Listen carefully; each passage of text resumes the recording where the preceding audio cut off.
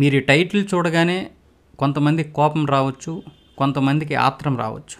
మొత్తం ఈ వీడియో చూసిన తర్వాత దీనిపైన మీ అభిప్రాయాన్ని తెలియచేయండి. తిట్టాలనుకుంటే తిట్టండి, పొగడాలనుకుంటే పొగడండి, నిజాలు మాట్లాడాననుకుంటే నిజం మాట్లాడావని చెప్పండి. కానీ ఈ దేశానికి కాంగ్రెస్ చేసిన త్యాగాలు, కాంగ్రెస్ చేసిన మంచి పనులు, కాంగ్రెస్ చేసినటువంటి గొప్ప ధార్మిక సేవా కార్యక్రమాలు, ఈరోజు ఈ దేశం ఇలా ఉండడానికి కారణం కాంగ్రెసే. చాలామంది కాంగ్రెస్ని ఎందుకు తిడుతున్నారో నాకు అర్థం కావడం లేదు. చాలామంది కూడా కాంగ్రెస్ పైనటువంటి విమర్శలు చేస్తున్నారు. కానీ కాంగ్రెస్ ఈ దేశానికి చేసినటువంటి సేవలు ఏంటో చెబుతాను, వినండి.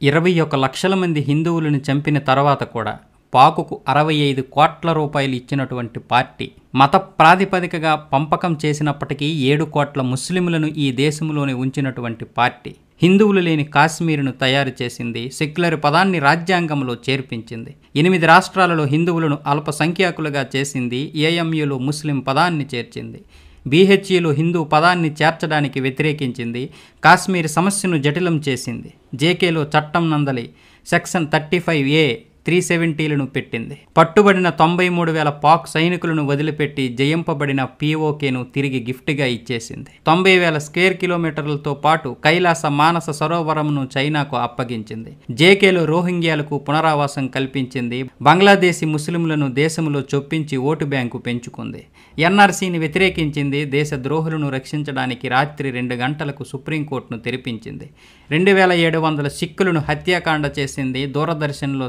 సత్యం శివం సుందరం లోగో తొలగించింది, కేంద్రీయ నవోదయ విద్యాలయ లోగో నుండి అసతోమా సద్గమయ శ్లోకాన్ని తొలగించింది, వందే మాతరంను రాష్ట్రగానంగా దేశీయ గీతంగా పాడకుండా నిరోధించింది, 26/11 దాడి వెనుక హిందువుల పాత్ర ఉందని చెప్పగలిగింది, నా న్యాయవాదులే దేశానికి కీడి చేసే గ్యాంగులను మరియు నక్సలైట్ కేసులను వాదించేలా చేసింది, దేశంలో ఎమర్జెన్సీ పెట్టి ప్రజాస్వామ్య గొంతును నొక్కించింది, భారత మాతాకి జై అంటే వందే మాతరం మొదలగు నినాదాలు ఏ రైలులో లేకుండా చేసింది, 1966లో గోరక్షణ కొరకు ఉద్యమించి గోభక్తులైన 100 మంది సాధువులను తుపాకీ గోళీలతో హత్య చేయించింది, హజ్ యాత్రకు సబ్సిడీ ఇచ్చి అమర్నాథ్ యాత్రకు ట్యాక్స్ వేసింది, సోమనాథ మందిరం నిర్మించుకున్నాడని సర్దార్ పటేల్ని విరోధించింది, సోమనాథ మందిరాన్ని ప్రారంభించబోయే రాష్ట్రపతి డాక్టర్ రాజేంద్ర ప్రసాద్ను విరోధించింది, ఆర్ఎస్ఎస్ను ముస్లిం బ్రదర్హుడ్ లాంటి ఉగ్రవాద సంస్థగా చెప్పగలిగింది, శ్రీరాముడిని కల్పితంగా చెబుతూ అఫిడవిట్ ఇచ్చింది,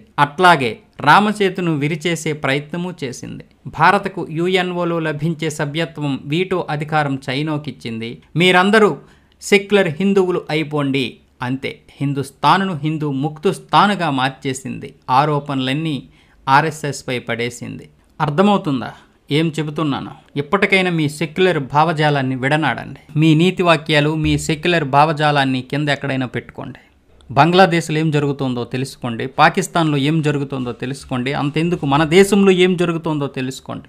పనికిరాని మీటింగులు ఎట్టుకుంటూ పనికిరాని విషయాల గురించి మాట్లాడుకునే మీరు ఈ దేశ సనాతన సంస్కృతి ఏ విధంగా నాశనం చేయబడుతుందో తెలుసుకోలేకపోతున్నారు. ఆర్టికల్ 25, 28, 30 HRCE చట్టం 1951లో చేసింది, 1956లో HBC చట్టం చేసింది, 1975లో సెక్యులరిజాన్ని రాజ్యాంగంలో కూర్చారు, 1992లో సెక్యులరిజాన్ని చట్టం చేశారు, 1991లో POW చట్టం చేశారు, 1995లో వక్ఫ్ చట్టం చేశారు. ఆర్టికల్ 28 ద్వారా హిందువుల నుండి మత విద్యను తీసేశారు, కానీ ఆర్టికల్ 30 ద్వారా ముస్లింలు మరియు క్రైస్తవులకు మత విద్యను అనుమతించారు. 1951లో HRCE చట్టం అమలు చేయడం ద్వారా హిందువుల నుండి అన్ని దేవాలయాలు మరియు పుణ్యక్షేత్రాల డబ్బును లాక్కున్నారు. విడాకుల చట్టం, హిందూ కోడ్ బిల్లు ప్రకారం వరకట్న చట్టం ద్వారా హిందూ కుటుంబాలను నాశనం చేయగలిగారు, కానీ ముస్లిం వ్యక్తిగత చట్టాన్ని తాకలేకపోయారు. బహుభార్యాత్వాన్ని అనుమతించారు, తద్వారా వారు తమ జనాభాను పెంచుకోవడం కొనసాగించారు.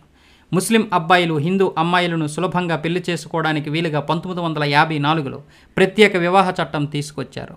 1975లో ఎమర్జెన్సీ విధించి రాజ్యాంగంలో సెక్యులరిజం అనే పదాన్ని బలవంతంగా జోడించి బలవంతంగా భారతదేశాన్ని సెక్యులర్గా మార్చగలిగారు. కాంగ్రెస్ ఇక్కడతో ఆగలేదు. 1991లో మైనారిటీస్ కమిషన్ చట్టాన్ని తీసుకొచ్చి ప్రకటించింది. స్కాలర్షిప్ లాంటి ప్రభుత్వం ప్రత్యేక హక్కులను ఇచ్చింది, మైనారిటీ చట్టం కింద వారికి లబ్ధి చేకూర్చింది. 1992లో హిందువులు తమ దేవాలయాలను చట్టబద్ధంగా వెనక్కి తీసుకోకుండా అడ్డుకోగలిగింది. అలాగే ప్రార్థనా స్థలాల చట్టం ద్వారా హిందువుల నుండి 40,000 దేవాలయాలను తీసుకున్నారు. వాటిపైనే ఇప్పుడు మసీదులు నిర్మించారు. కాంగ్రెస్ ఇక్కడతో ఆగిందే. 1995లో ముస్లింలకు ఏదైనా భూమిని క్లెయిమ్ చేసుకునే హక్కును కల్పించింది.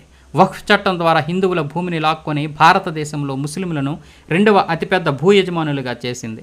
2007లో ఎస్సీలోని రామసేతు అఫిడవిట్లో శ్రీరాముని ఉనికిని తిరస్కరించగలిగింది. అలాగే 2009లో కాంగ్రెస్ కాషాయ తీవ్రవాదం అనే పదాన్ని రూపొందించడం ద్వారా హిందూ మతాన్ని తీవ్రవాద మతంగా ప్రకటించినప్పుడు హిందూ వ్యతిరేక క్రూసెడ్లో పీక్ పాయింట్గా మారింది. కాంగ్రెస్ క్రమంగా మరియు తెలివిగా హిందువులను బహిర్గతం చేస్తూనే ఉంది. హిందువుల హక్కులను ఒక్కొక్కటిగా లాగేసుకుంటూనే ఉంది. ఇప్పుడు హిందువులు అన్నింటికీ పూర్తిగా దూరం అయ్యారు. తమాషా ఏంటంటే మనకి కూడా మన హక్కులేంటో తెలియకపోవడం, కాంగ్రెస్ ఎన్ని లాక్కుందో మనకు తెలియకపోవడం.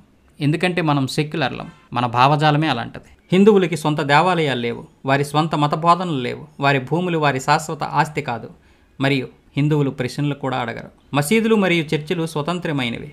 మరి దేవాలయాలను ఎందుకు ప్రభుత్వం కింద ఉంచబడ్డాయి? ఎందుకు దేవాలయాల్ని నియంత్రిస్తున్నారు? ప్రభుత్వం ఎందుకు ఉంది? మదర్సాలు, కాన్వెంట్ పాఠశాలలకు నిధులు కేటాయించగలిగిన ప్రభుత్వం మరి గురుకులాలకి ఎందుకు నిధులు ఇవ్వలేదు? వక్ఫ్ చట్టం వచ్చినప్పుడు హిందూ భూ చట్టం ఎందుకు రాలేదు? ముస్లిం పర్సనల్ బోర్డు ఉంది కానీ హిందూ పర్సనల్ బోర్డు ఎందుకు లేదు? భారతదేశం సెక్యులర్ దేశం అయితే ఇక్కడ మెజారిటీ మైనారిటీలు ఎందుకు ఉన్నారు? పాఠశాలల్లో రామాయణం మహాభారతాలు ఎందుకు బోధించరు? హిందూ మతాన్ని నాశనం చేయడానికి ఔరంగజేబు ఉపయోగించిన కత్తిని ఉపయోగించింది కాంగ్రెస్. రాజ్యాంగాన్ని నాశనం చేయడానికి చట్టాలు, కత్తి, విఫలమైన చోట బిల్లులు ఉపయోగించింది. ఆపై ఎలాగో మీడియా ఉంది. ఎవరైనా ఈ ప్రశ్నలను అడగడానికి ప్రయత్నిస్తే అతడు వర్గీయుడు, కాషాయ భక్తుడిగా ప్రకటింపబడతాడు. బహుశా ఇప్పుడు నేను అలాంటి వాడినే. బహుశా మీలో ఎంతమంది నాకు ఈ విధంగా కామెంట్లు చేస్తారో కూడా. 1950 నుండి హిందువులు నెహ్రూ మరియు అతని కుటుంబంచే హింసింపబడ్డారు కాదా? హిందువులు భారీ మూల్యం చెల్లించుకుంటూనే ఉన్నారు. చాలా సంవత్సరాలు కాంగ్రెస్ ప్రభుత్వాల నుండి నష్టపోయారు. హిందువులు బానిస మనస్తత్వం నుండి బయటపడి శివాజీ మరియు మహారాజా ప్రతాప్ సింగ్ లాగా మారాల్సిన సమయం ఇది. హిందువులకు ఇంత కీడు చేసిన ఒక్క పార్టీ కూడా మనకు అవసరమా? నిందల కాంగ్రెస్పై మాత్రమే ఉండకూడదు. రాజకీయ కారణాలతో ఎప్పటికప్పుడు కాంగ్రెస్తో పొత్తు పెట్టుకున్న ప్రాంతీయ పార్టీలు కూడా దోషులే. హిందూ మెజారిటీ దేశంలో ఇదంతా ఎలా జరిగింది? నానక్ ముందు సిక్కు లేడు, యేసు ముందు క్రైస్తవు లేడు, మహమ్మద్కు ముందు ముస్లిం లేడు, రిషభదేవునికి ముందు జైనుడు లేడు, బుద్ధుడికి ముందు బౌద్ధుడు లేడు, కార్ల్ మార్క్స్ ముందు వామపక్షవాది లేడు. కానీ కృష్ణుడి కంటే ముందు రాముడు ఉన్నాడు, రాముడి కంటే ముందు జమదగ్ని ఉన్నాడు, జమదగ్ని కంటే ముందు అత్రి మహర్షి ఉన్నాడు, అత్రి కంటే ముందు అగత్స్యుడు ఉన్నాడు, అగత్స్యుడి కంటే ముందు పతంజలి ఉంది, పతంజలి కంటే ముందు కనద్ ఉంది, కనద్ కంటే ముందు యాజ్ఞవల్క్యుడు ఉన్నాడు, యాజ్ఞవల్క్యుడి కంటే ముందు సనాతన వేదాలన్నీ ధర్మబద్ధమైనవి ఉన్నాయి. మరి ఇదంతా హిందూ మెజారిటీ దేశంలో ఎలా జరిగింది? ఈ రాజకీయ చదరంగంలో 12 ఎత్తుగడలు చేయబడ్డ ఈ దేశంలో మొట్టమొదటిది మొఘలులు భారతీయులయ్యారు. మరి భారతీయుడు కాఫీర్ అయ్యాడు. ఎందుకయ్యాడు? గియాసుద్దీన్ ఖాన్ మోతీలాల్ అయ్యాడు, జవహర్లాల్ నెహ్రూ అయ్యాడు, ఇందిరాగాంధీ, రాజీవ్ గాంధీ, మైనో గాంధీలు అయ్యారు. మరి భారతీయుడు మూర్ఖుడయ్యాడు. మోమిన్ కాశ్మీరీ అయ్యింది, కాశ్మీరీ పండితులు చరణార్థులయ్యారు. బంగ్లాదేశీ బెంగాలీ అయ్యింది, మరి బెంగాలీ హిందూ బయటవాడయ్యాడు. సైనికులు కిల్లర్స్ అయ్యారు, స్టోన్ ఫెల్డర్స్ ఉద్యమం అయ్యింది. మరి సైన్యం మానవ హక్కులు ఉల్లంఘన అయ్యింది. తుకుడే గ్యాంగ్ దేశభక్తుడయ్యింది. మరి దేశభక్తులు బ్రాండెడ్ హార్డ్ కోర్ తీవ్రవాదులయ్యారు. మృతదేహాల ఖననంలో ఫైర్ కలప వాడి దహనం చేయడం వలన పర్యావరణ ఆందోళనగా మారింది. మరి ఖననంలో సమాధులు కత్తి భూమిని వృధా చేయడము జన్మ హక్కు అయింది. రాఖీలో ఉపయోగించబడిన ఉన్ని గొర్రెలు బాధ అయ్యింది. మరి బక్రీదులో వేలాది మేకల వధ స్వతంత్రం అయ్యింది. బుజ్జగింపు సెక్యులర్ అయ్యింది. సారూప్యత కమ్యూనల్ అయ్యింది. ఆర్ఎస్ఎస్ ఉగ్రవాదిగా మారింది. వసామాజీ, హఫీజ్ సాహెబ్ మరియు హురియతులు శాంతి శిఖరములుగా మారాయి. భారతమాత చిరకాలం జీవించు అనే పదం అంటే భారత మాతాకి జై అన్న నినాదం కమ్యూనల్ అయ్యింది. మరి భారత్ తుడే హోంగే ఏమయ్యింది? భావ వ్యక్తీకరణ స్వేచ్ఛ అయ్యింది. విభజించు మరియు పాలించు అనేది నియమమయ్యింది. సబ్కా సాత్ సబ్కా వికాస్ అనేది జుమ్లా అయ్యింది. కొంచెం ఆలోచించండి, అర్థం చేసుకోండి. హిందూ మెజారిటీ దేశంలో ఇదంతా ఎలా జరిగింది? సనాతన హిందువులు ఎప్పుడు ముస్లిం దేశానికి పౌరులయ్యారు అది కూడా తెలియదా? ఎందుకంటే మనం నిద్రపోతున్నాం కాబట్టి. మజ్బూర్ హిందువు అయినందుకు నేను మిమ్మల్ని అభ్యర్థిస్తున్నాను. ఏ విధంగా ఈ వీడియోకి 10 మందికి చేరేలా చేస్తారో అది మీ ఇష్టం. చెప్పాలనుకున్నది చెప్పాను, జరుగుతున్నది మాత్రమే చెప్పాను, జరిగింది మాత్రమే చెప్పాను. జరగబోయేది ఏంటో తెలియదు.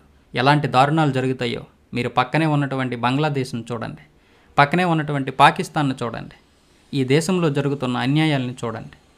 నిజమేంటో మీకు తెలుస్తుంది.